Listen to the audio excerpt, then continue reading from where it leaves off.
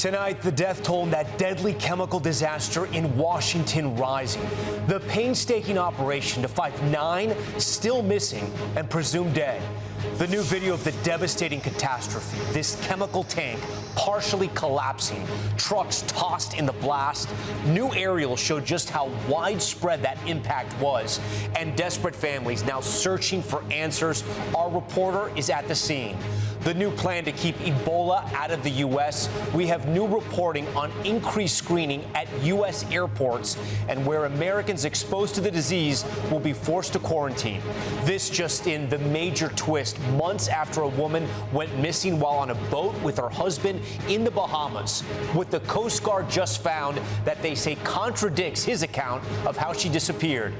Daring cave rescue, incredible video of 5 people trapped in a flooded cave for days, found alive. We'll take you inside the incredibly complex operation now to get them out. The shocking remarks from former First Lady Jill Biden, saying she thought President Joe Biden was having a stroke during his 2024 debate with President Trump. The sentencing for Matthew Perry's assistant who injected him with that lethal dose of ketamine. What Perry's stepfather, Keith Morrison, told us after leaving court.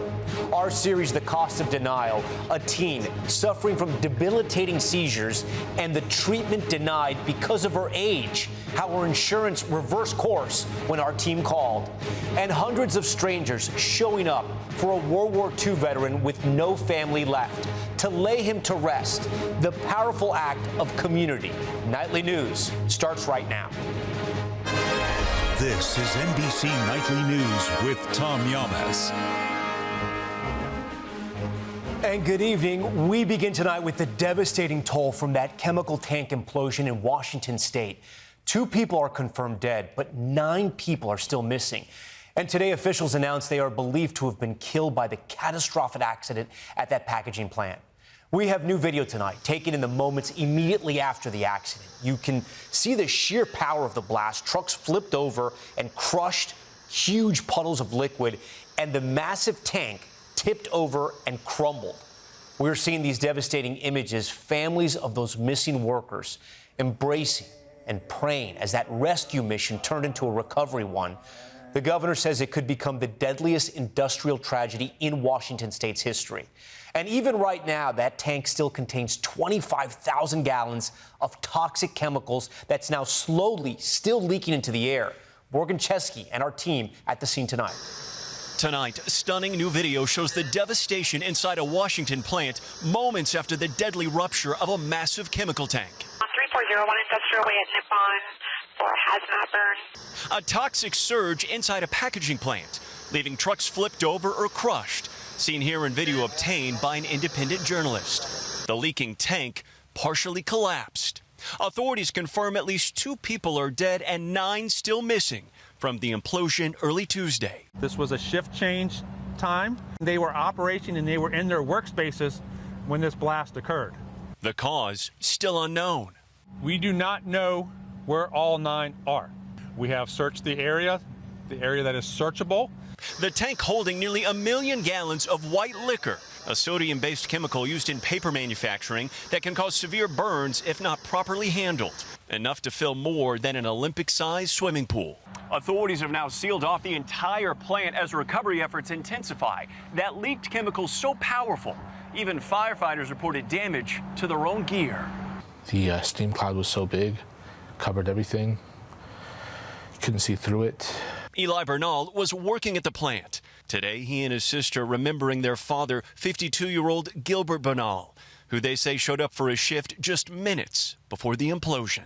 He was just a very genuine person, and just within minutes of you talking with him, you felt like you'd known him for a lifetime.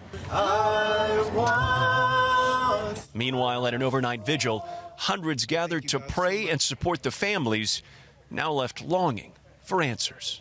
I know they can't give us all the details, but I still want to know what happened to my dad. Still so many questions right now. Morgan joins us live outside of that plant. Morgan, investigators are still trying to pinpoint the cause of how all this happened? Yeah, Tom, they are. We do know that federal investigators arrived today going through this scene, trying to identify the cause as well as preventative measures. And we're also hearing from the company that owns this plant, sharing a statement. They expressed their condolences tonight to those bereaved families. Tom? Morgan Chesky leading us off. The U.S. today announcing dramatic new measures to keep Ebola out of the country, including increased screening at multiple airports. Our Stephanie Gosk has more. Tonight, as Ebola cases in Africa surge, the Trump administration vowing it won't spread here. We cannot and will not allow any cases of Ebola to enter the United States. The White House announcing it will set up a state-of-the-art facility in Kenya to treat Americans infected by the deadly virus in Africa, offering them life-saving care as quickly as possible. The CDC also taking steps to stop the spread, making an urgent call to its staff. Volunteers are needed at major U.S. airports to screen travelers. Only Washington Dulles, Atlanta's Hartsfield-Jackson, George Bush Airport in Houston, and now New York's JFK will accept U.S. citizens traveling from the Democratic Republic of Congo, South Sudan, and Uganda. At the airport, they'll be taken to a designated screening area where they will complete a brief questionnaire and have their temperature checked, according to the CDC. Those without symptoms are free to leave, but are asked to immediately contact public health officials if symptoms develop. Dr. Ashish Jha is a public health expert. That kind of screening is a really important part of making sure that we don't get people coming in with Ebola who we're not aware of. Non-U.S. citizens, including green card holders who have traveled to the affected region in the last 3 weeks, are temporarily banned from coming into the U.S. In Africa, there are close to 1,000 verified cases and more than 200 people dead. But there are fears the Ebola outbreak is far bigger, and it is spreading fast.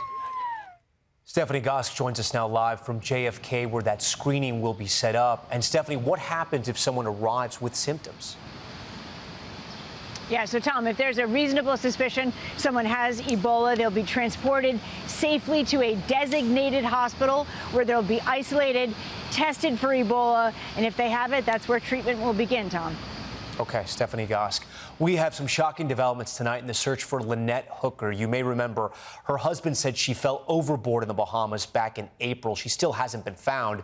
The Coast Guard is now reopening its search because officials say his story doesn't add up. George Solis has been following this one for us. And George, they noticed a discrepancy with the GPS of the boat?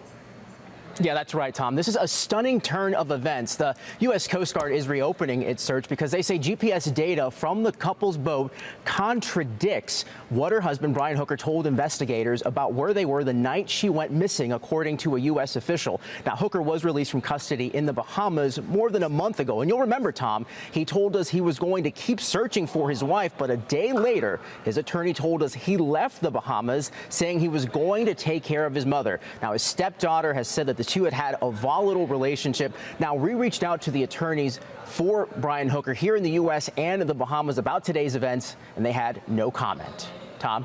George Solis with that big update tonight. George, thank you. Tonight, an incredible moment caught on camera when 5 men stuck in a flooded cave for more than a week were found alive. Janice Mackey-Frayer spoke with one of the rescue divers about the moment they were found. Deep inside a flooded cave in Laos. Through muddy water and narrow tunnels, they found them. 5 men huddled on a ledge, cold, famished, but unhurt. Thank you, said one of the survivors in dramatic video shot by divers. Outside volunteers were elated, yet now the real work begins to find 2 others still missing and get all of them out. We spoke with one of the rescuers who said the men cried when they saw him. They really cried. I'm there and shouting, like grab hand. The group went into the cave last week to search for gold when heavy rain triggered a flash flood that blocked the entrance with mud and debris. The rescue team from Thailand was involved in the 2018 operation that got 12 boys and their soccer coach out of a cave after 18 days. This rescue will be no less difficult. The survivors, nearly 1,000 feet inside tunnels that are less than 2 feet wide at parts, complicated by potentially contaminated air and anxiety. For now, divers are getting supplies to the group to help build up their strength to soon make the daring journey out. Janice Mackey-Freyer, NBC News, Beijing. President Trump tonight saying he's not thinking about politics or even the midterms as he tries to wrangle a deal to keep Iran from obtaining a nuclear weapon.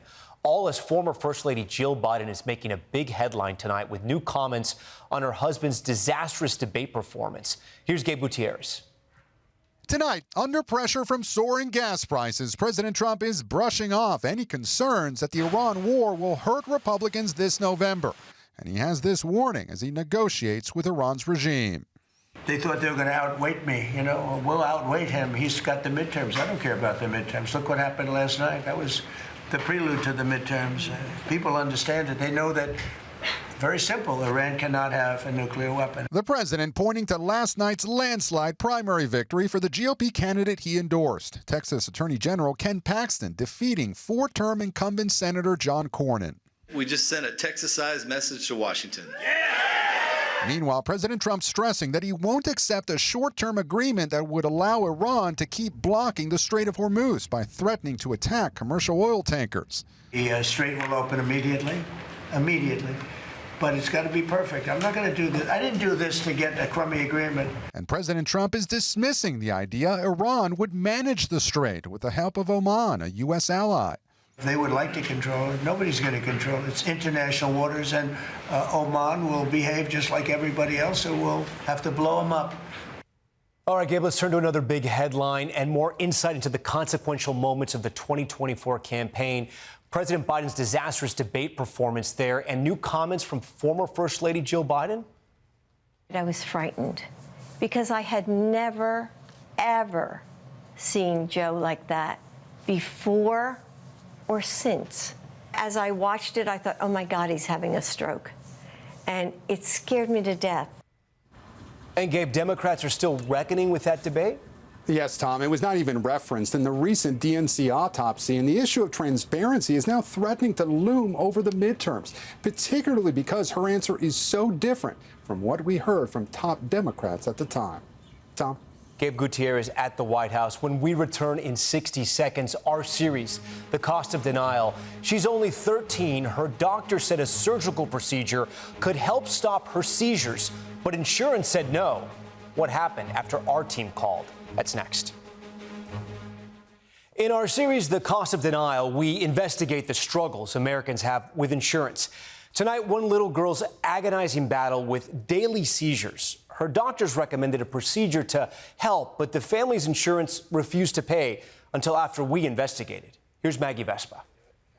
Three cameras see. Minutes into our interview with Brandy Sharp about her daughter Cambry's seizures, we had to pause. If he's coming down. Do you need to go? You can go. Dad, Brian, brings 13-year-old Cambry in the midst of a seizure to the couch. Her eyes glazed over, fists clenched. Norris, the alert dog, by Cambry's side. Good boy. What are those 15 to 20 minutes like as a mom? They're hard. It's like watching the Cambry light go out. It's okay. I got you. It's a scene this rural Illinois family wants to share. Cambry, who has a severe form of epilepsy, goes through as many as 4 seizures a day. What's going on? She had a second seizure just a few hours later. I worry that every minute that she has a seizure is damage to her brain. These are the medications that she has used. 1, 2, 3. Having 4, exhausted 5, 6, the list of possible medications, 28. Brandy says their doctors recommended neuromodulation with deep brain stimulation, in which surgeons place probes deep in the brain that send electrical stimulation to help prevent seizures. NBC News spoke with pediatric neurosurgeons not involved with Cambry's care who agree the procedure can be effective. I know that there are other children who have it. Had your doctors told you that it had been done in other children and covered in other children? Yes. Finally. But for Cambry, insurance said no. Anthem Blue Cross Blue Shield denied coverage days before the surgery was scheduled to take place. They said it was not FDA approved for children under the age of 18. Yep, VR. What do And they that's true. But the doctors treating Cambry tell us the procedure usually is approved by insurance for minors who qualify. To Cambry, it felt personal. Apparently they don't care for my safety. Do you think that they were thinking about you when they said no? All I think is that they were thinking about themselves or their money.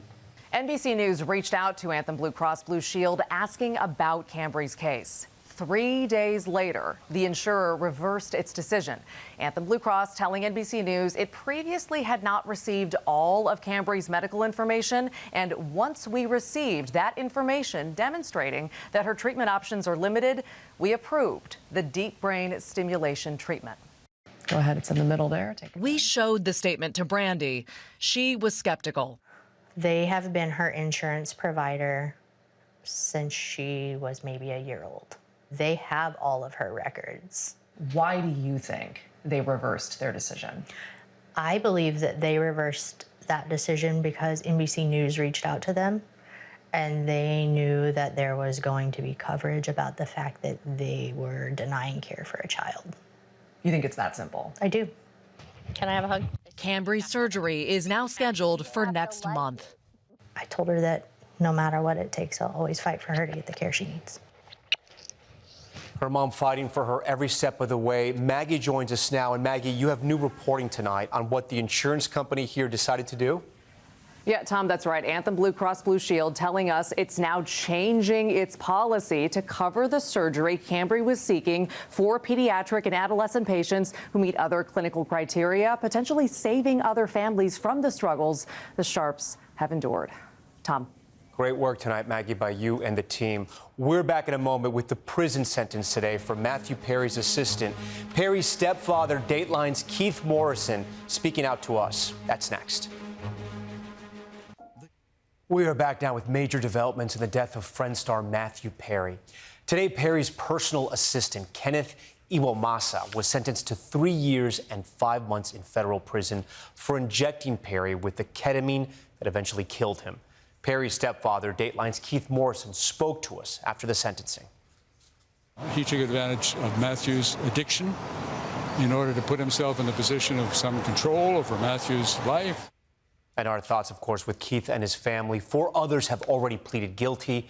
When we come back here on Nightly News, the power of showing up, how a community came together to honor a World War II veteran. That's next. Finally tonight, a World War II veteran recently passed away, leaving behind no family. But when hundreds of strangers in his small Massachusetts town found out, they did something you're about to see that defines the word community. The line stretched down the block. Hundreds of strangers showing up for a man most had never met. This is beautiful. He would have loved this. Navy veteran John Bernard Arnold III served in World War II.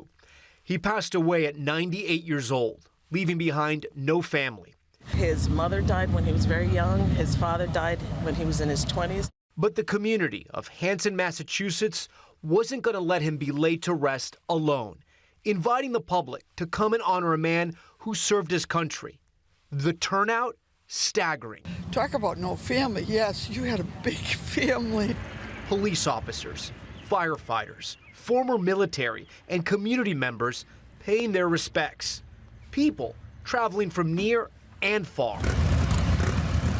A celebration of life for a man who gave so much. And a community honoring a veteran most didn't know, but will never forget. An incredible show of support.